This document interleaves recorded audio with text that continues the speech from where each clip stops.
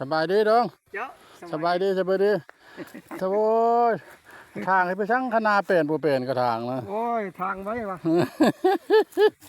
คณาค่อยมาเลย ขนาดน้อยเนาะ พี่ ว่าจะป้านไม้นะจากว่าทาง หญ้าบ่คณานี่น่ะน้อยก็บ่คาด ตาละกา ให้ได้สองตาพอแล้วล่ะ เปิดชวนไว้ไปเบิ่งทำป้องนะว่าขึ้นไปจนว่าใจงามมือยังบ่เห็นอยู่พุ่น เข้าแล้วบ่ทำเสือนี่ ทำเสือฮะ เออ ยังแล้วบ่ บ่ฮู้ เข้มนี่เข้มหัวเขานะมันมีทางเข้า มี อันเด้ น้ำบ่ บ่มี ตัวพุ่นทำเสือเนาะ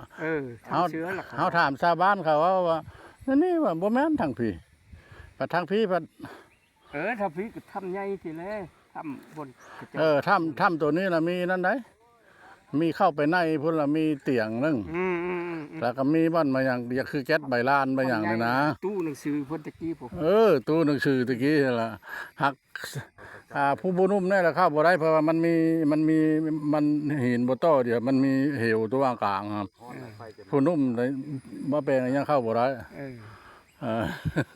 บ่ขมวนแล้ว บ่ได้เข้าแต่ทำเสือนั่นแหละทำตัวนี้ละเข้าแต่ เอ มาส่งลงไปเลย อ เอาเครื่องขึ้นไว้ดิ โดย อยากแล้วเพิ่นให้เอาเครื่องเอาโคขึ้นไว้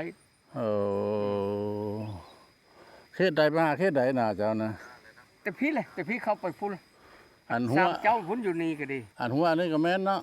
หัวตะกร้าบ่ มัน เนี่ย ตะกร้านี่คันสิเฮ็ดออมเอาแต่ตามันก็คือว่าแห้งหลายหน่อย เนาะ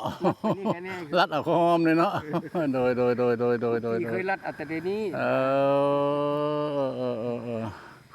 โอ้ว่าแต่ภูผาป่าไม้นะอันนั้นเป็นสั้นเป็นลืบอยู่เนาะ ทางไว้จากปานข้างหน้านี่นะ โอ้ เป็นทางมันจะเป็นทางหรอก เป็นสั้นเป็นลืบเป็นสั้นเป็นลืบอยู่ว่ะ